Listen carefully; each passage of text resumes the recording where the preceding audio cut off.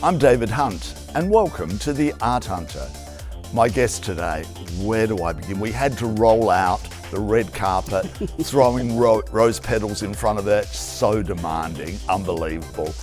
She's an actor, AO, a doctor of laws, 50 years as artistic director and co-CEO of Melbourne's most loved theatre, La Mama in Carlton.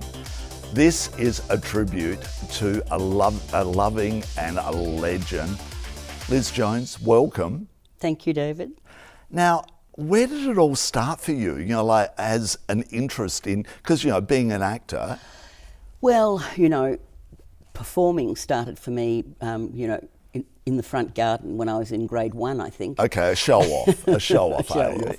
And then right through high school, I sort of always performed in school plays.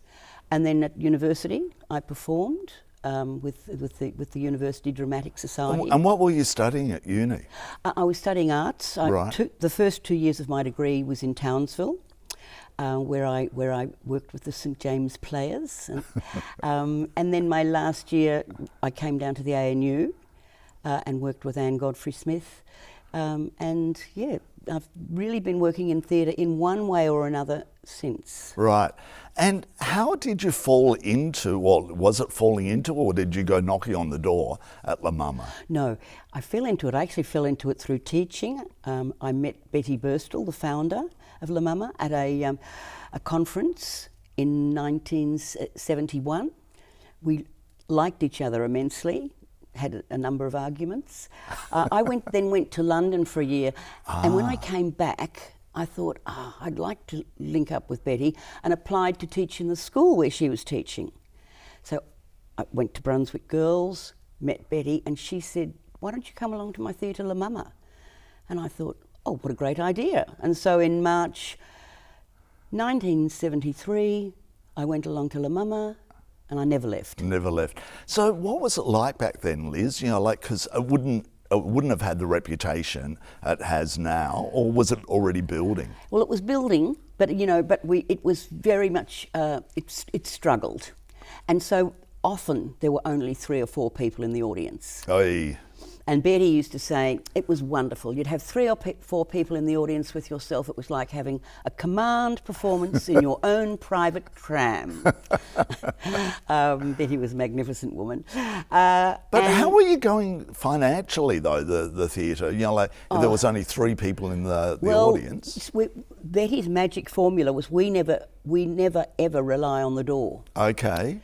We never rely on the door. And that is an immensely freeing thing. It means that if someone wants to have a monumental set and only 6 people in the audience, they can do that if they're prepared to only have a very small income remuneration. Yep. Because what comes through the door goes to the artists. So. And Betty has always raised the money to keep the theatre going in other ways. So I believe initially she ran a second-hand furniture shop out of La Mama. Yeah. And then she moved that upstairs and ran that out of upstairs. Wow. And then like wealthy friends like Arthur Boyd did a painting for her and said, here, sell this and to help pay the rent. And fantastic. And so Betty scrabbled, she was so enterprising, scrabbled money like that for a number of years. And then in, I think it was 1971, Carrillo Gantner and Malcolm Robertson said to her, why don't we put in a submission to the New Australia Council and try and get some funding for the theatre? And she did. And from there, that funding built. Right. And when did you take over from her? I took over from her in 1976. Right. She went to live in Greece. Right. Oh, as you do. As you do. Yes. So how daunting was it, like filling somebody's shoes, which you've done a brilliant job at? No, it was extremely daunting. I ran it initially with a woman called Anne Eckersley, and we used to feel as though people would come to the door to pay, and they'd look at us as like, is Betty dead? What's happened? What are you doing here? But look, it was daunting. I actually took, what happened was that Anne had taken La Mama over from Betty, but decided that she was going to go back to university, rang me and said, do you know anyone who'll take it over? I had a 3-week-old baby, my first. I consulted my husband and my mum and they said, go for it. And Wow. I said, I will. And then a couple of weeks later, Anne said, look, I think I'll come back and run it with you. And I thought, thank goodness, wonderful. So the two of us ran it together then for about, I think, till about... That was 1976, 7, 8, 9, to about 1980. Right, okay. So what happened with your baby? Were you taking male or female? The first one? Boy. A boy. Yeah. Taking it into the theatre during the day? Or? Well, you see, the thing is that we ran La Mama until, now I just can't think of what year, but I think it was 1991. Until 1991, we ran La Mama, whoever was running it, out of our homes. Oh. You see, there wasn't an office. Office, right. There was just the green room upstairs, the performance space downstairs, and it was all very rough and ready. Yeah. The only thing that I needed childcare for initially was seeing performances at night, and my husband provided that for me, and doing the cleaning during the day. And a girlfriend who had a baby the same age as me would look after Liam for a couple of hours while I cleaned once a week. So you would have to go in and clean Yes. the theatre. Yes. We've all done our apprenticeship. We've all cleaned the toilets. But Liz, isn't that what the soul of a theatre like La Mama is all about? That no one's above cleaning the toilets? I absolutely think so. Yes. I've seen some lovely role models for that. For instance, Ariane Nushkin with the Theatre du Soleil. I remember thinking, I wonder who that is serving me my dinner when I went to that in Paris. And then realised that in fact it was the grand Ariane Nushkin who was actually cooking and serving the dinner. It's an ethos that Betty particularly encouraged. It's really a love of serving, of cooking beautiful things for people, of making beautiful things for people, and of inviting people in. So how over those many years that you've been involved, there must be the highs and lows of funding where it must be really difficult at times for you. They are the real highs and lows. We had our funding cut in half in about 1979. Why? What the Australia Council said to us was that they were trying to put pressure on the Victorian government to come to the party, but that wasn't explained. Oh. But we protested madly, and our funding was reinstated. But the Victorian government also did come into the fray. That was 1978. And was that the first time they came on board? They'd given us money in 77 for a wonderful festival. In 1977, we had one of the highlights of my time at La Mama. We had a 10-year festival where we invited all the artists who'd ever performed at La Mama to come back and perform either the work they'd performed or something new in a festival. It was just brilliant. David Williamson brought the Removalist back.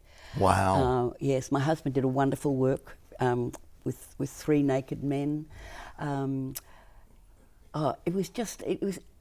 me, it was like doing a degree because I'd missed out on the first 6 years, and suddenly I could catch up. I saw Jack Hibbard's 3 Old Friends, and many of the, Graham Blundell came back to work. Many of the people who performed. How exciting! It was very exciting. Yeah. And Victoria, Arts Victoria had given us money for that, and then in 78, when all this pressure was put on by the Australia Council, they came to the party, and they have been faithful to us ever since. Yep. We've had slightly more struggles with the Australia Council. In 2006, they put us on notice and said they were going to stop our funding, but we were able to prove, because they said we were no longer relevant, and we weren't necessarily liquid, or we didn't have enough reserves. Anyway, we allayed those fears volubly. But in 2020, we dealt the huge blow, which was in 2020, in the COVID lockdown, we lost all our Australia Council funding. Why? Well, apparently the Australia Council had believed that the Labor government under Simon Crean were going to get in Bill Shorten, were going to get in not ScoMo, and so they believed they were getting an increase in funding. Instead, they got ScoMo on a decrease in funding. But meanwhile, they'd raised the level of what people could ask for, and they only had enough money to fund 2 theatre companies. They funded Ilbidgery and Back to Back, 2 of the best theatre companies in the country. They couldn't fund us. They couldn't fund Polyglot. We were number 3. Polyglot was number 4. We're very hopeful now, with that wonderful new injection of funds from Anthony Albanese and Tony Burke, that we'll get back funding. But it won't come back until 2025. Wow. So we're struggling at the moment. Wow. We really are struggling because that funding is over $400,000 a year. Yeah. So, Liz, what do you do in a situation like that? Do you go out, and try and find other people to help you? Yes, we do. And we've had some wonderful help from a philanthropist. Brilliant. And we did get RISE funding initially, but RISE funding doesn't exist any longer. No. We're actually having to live off our reserves at the moment. Thank goodness we have reserves. Right.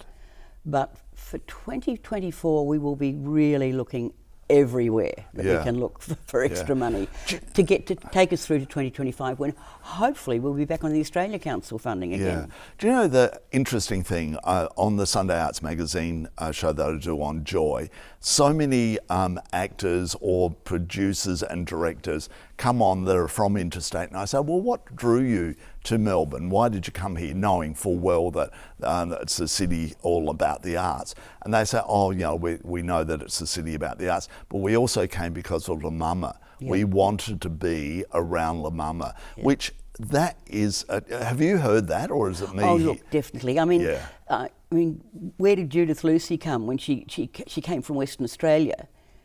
Where did she come to see what she could do? La Mama. Wonderful woman. I employed her as my front of house manager. She made the raffle into a comic event. Yeah, I could imagine.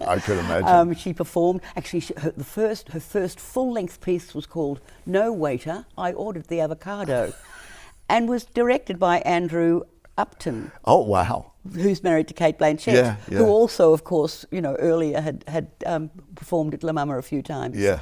So no, it's definitely somewhere that people come to kick off their careers. Yeah. Over the years, Liz, are there times where you just throw your hands in the air and go, I don't know, I can put this much time and effort into it? Do you go home to your husband and say that, or does he encourage you, or you've got enough support of other people? Well, luckily, it's very lucky that my husband is a theatre artist. I mean, he was also the principal of Williamstown High for 8 years. Who is he? Lloyd Jones. Right. But he and I worked together. We did our first piece at La Mama together, The Garden, in 1973. Wow. And we've done a work at La Mama every year since, and sometimes more than one. So I think we're up to about 65 together. And we have a little group of about, it's sort of fluid, between 15 to 20 people. Some have been with us since 73, and others are very young people who are working with us now, who possibly haven't finished school or uni. So it's this little group. Yes, I've lost the thread. Do you drop the bundle sometimes? I do. I mean, the thing is that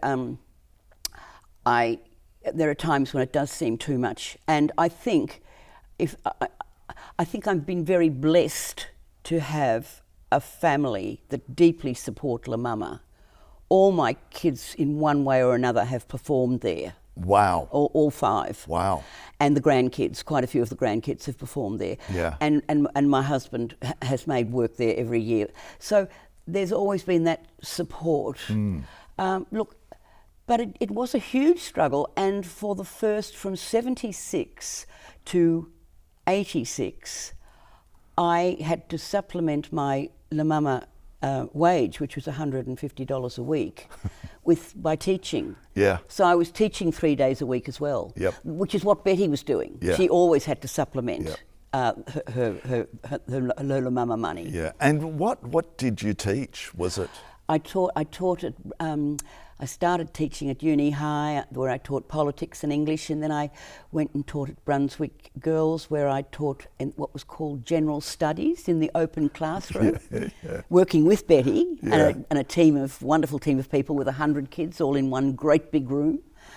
And then with a group of other women, I started a little community school for classic school refusers and kids who were disenchanted, which was within the school.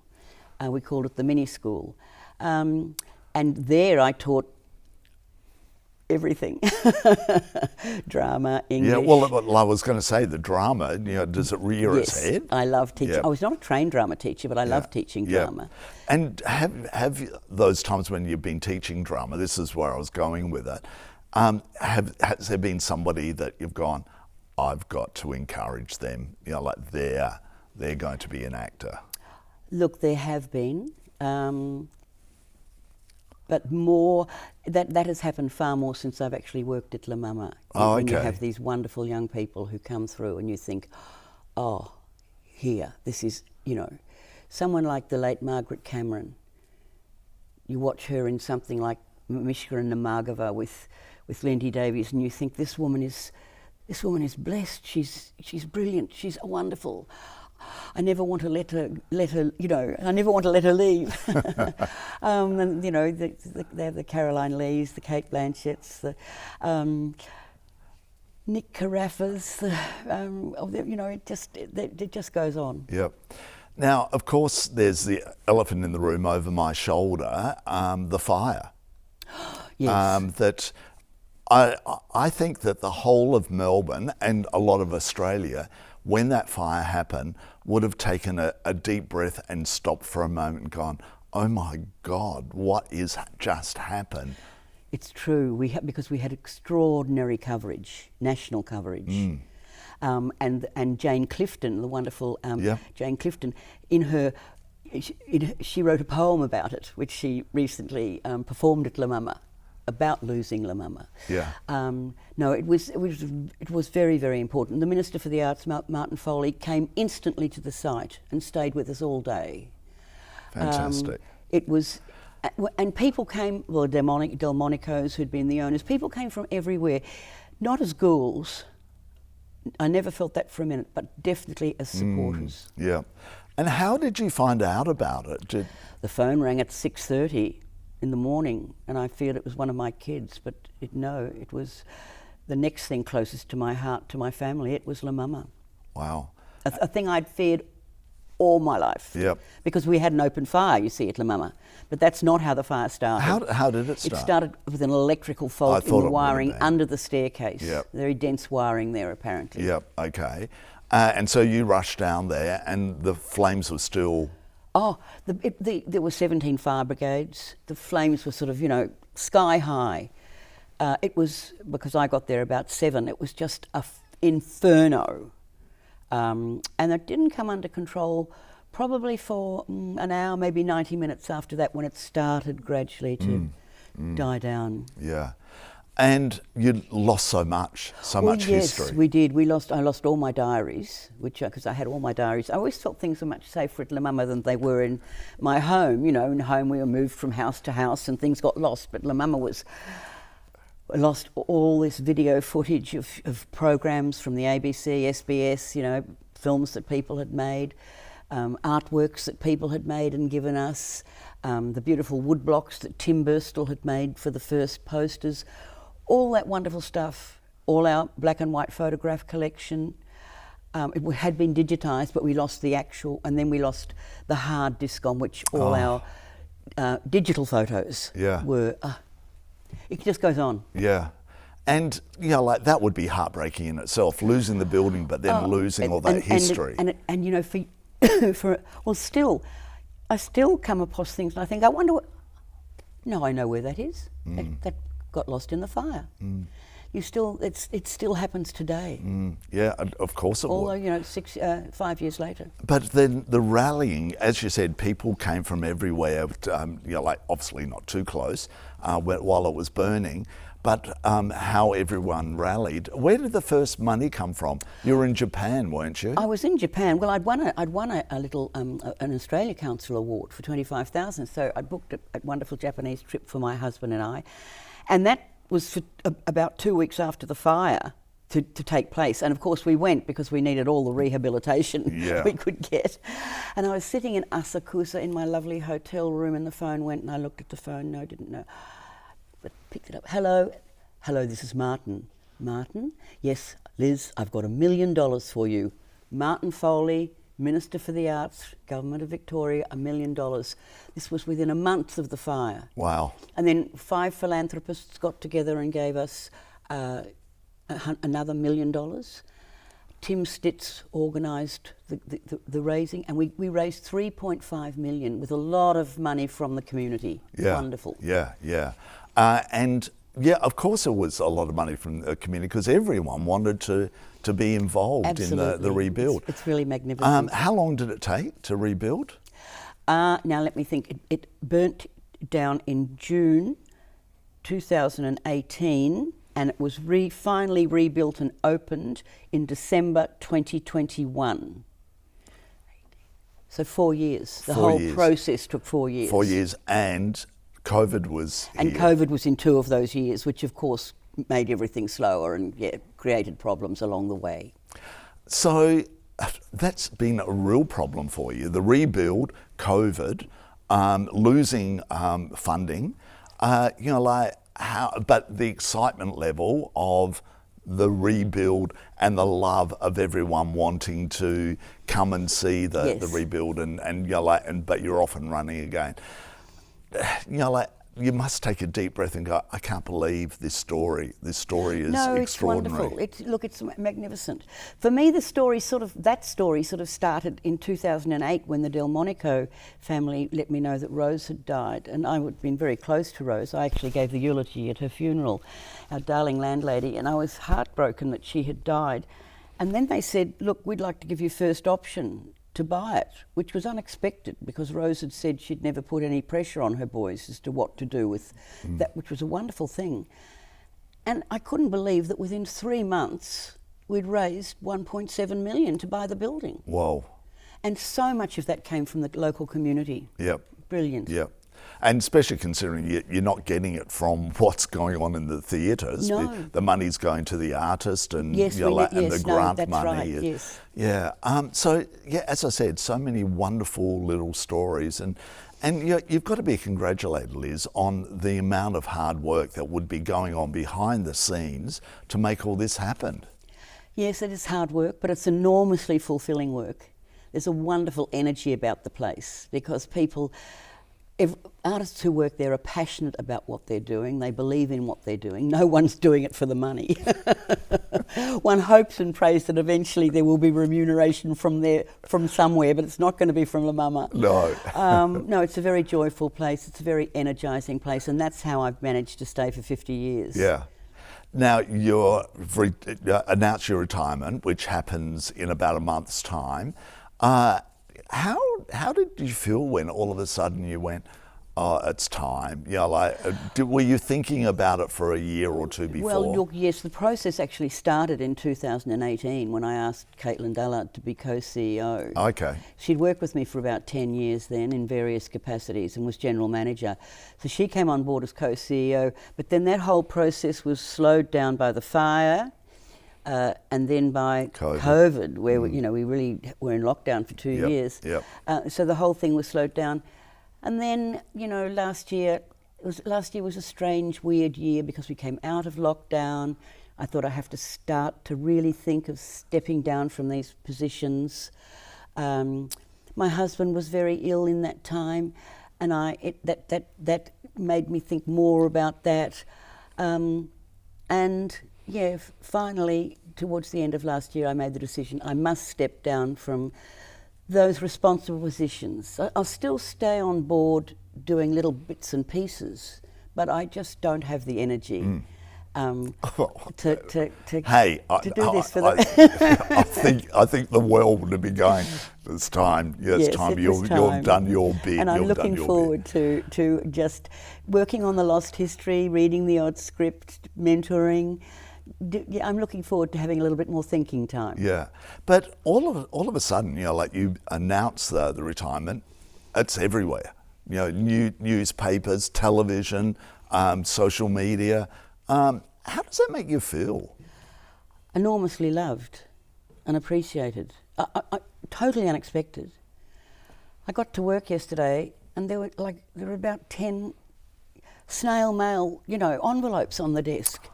They weren't bills. They were beautiful cards from people all over the world. Oh, wow. One from Ireland, one from America. Just so lovely. So that has been very nice and very unexpected. I didn't think that this period would be quite so caring. You're being modest here because No, I truly. think you deserve every accolade that's Thank you, David, coming your way. Thank you. So you did mention that you're still going to be involved Yes. and try and work through and find out more, salvage some of the history. How hard is it to do that? Although a lot of people, would the media be able to help you a lot with the media will probably be able to help a lot. And I just what I feel I need to do is to try and, for instance, go into the ABC archives and see all the video stuff they've got. Yep. Including some very specific programs they made, going to the SBS who also made various things, go to independent makers who will have copies of videos that they made. James Massola, I know, made a video. James Clayton made many videos. Just to try and actually bring all of that together, not actually necessarily have hard copies, but to make available to anyone who wants to delve into the history of La Mama, to make available where all that material is. Don't you think that the State Library should be doing that in conjunction with you? Well, look, I probably should talk to the State Library. I know that what the State Library do have. They did an hour-long oral history with Betty and with myself, I think in about 1883. So I'll go in and try and locate... 1883. I'm sorry, 19... No, Don't age yourself. I haven't been there for 150 years. No, 1983. I'll go in and try and find those. Yeah, well, come on, let's tell them right this moment that they should be doing something. Yes. This is part of Melbourne, Victoria, Australia thank you, history. David. That's a very good idea. I should follow that one up. And there would be so many young students and people in history that are going to want to find out all this. And there always have been, and there always will be. And yes, so it's very important that all of that is. All those important dates that little things happened, where people came and went, when we were nationally trusted, when we were heritage listed, all that stuff, all the citations, etc., which were all lost because, of course, they were all hard copies in La Mama. Reassembled. And proves to us all that we should keep stuff off venue. And we should back up our computers, we should all. So, are you going to do a bit of acting still? Oh yes. I love acting. Good on you. Yes. No, I'm performing with with my husband's group in a work in June. Yep. I'm also doing a little bit of work this year, I think, with Samara Hirsch. We did a piece called Sex and Death for about 6 years, which we took to the Adelaide Festival last year. We had a 3-week season in the Adelaide Festival. Whoa. So yes, I'm hoping to go on performing. And over your shoulder is the most brilliant shot. You know which one I mean? I do. The 3 women. The photo is just so good. Where did you take that? That was Care Instructions. It was a piece that premiered at La Mama. We worked on it over about 5 years. Wow. It premiered in Little La Mama, went to the courthouse, then went to the Malt House, then went to Holstebro, to the Transit Theatre Festival in Denmark. Wow. And that beautiful photo was taken by a wonderful German photographer. I can't remember his name. Yeah, sure. Rudy, I think. But yes, no, it was a beautiful work. It was written by Cynthia Troop and directed by the late, great Margaret Cameron, who I mentioned earlier as a wonderful actress herself. Yeah. Would you bring it back? I think, I'm not sure. You're I not think sure. probably not. I think without Maggie, it might be hard to do that. Okay, She was okay. such an integral part of the work. Yeah, yeah. And do you write at all, or do you leave that to other people? I leave the writing. I devise. Right. In my husband's performance work, we all devise our own roles around a central theme. Okay. So I devise, but I don't actually write theatre. I have written poetry, but I've actually never written a theatrical script. Walking away, as you're going to, but you're not really, is there something that you want to say to the viewing audience? This is going to be available forever. It's not going to get burnt down, well, we hope it won't. Is there something you want to share with the world about your incredible journey? Look, really, it's just that I am enormously grateful for the extraordinary support that La Mama has had from the general public, from the little people, from people who've walked off the street and given us $50 towards our various causes. That has just been so gratifying. And my message to people always is to believe in yourself, that you do have a creative being lurking in there, and it needs to be given the chance to get out. So no matter what your age or stage, you need to come down to La Mama to let it come forth. Beautifully said. Liz, thank you for your brilliant career. Thank you very much, David. It's been lovely talking to you. My pleasure, absolutely my pleasure. You've been watching The Art Hunter. I'm David Hunt, and we'll be back next week. See ya.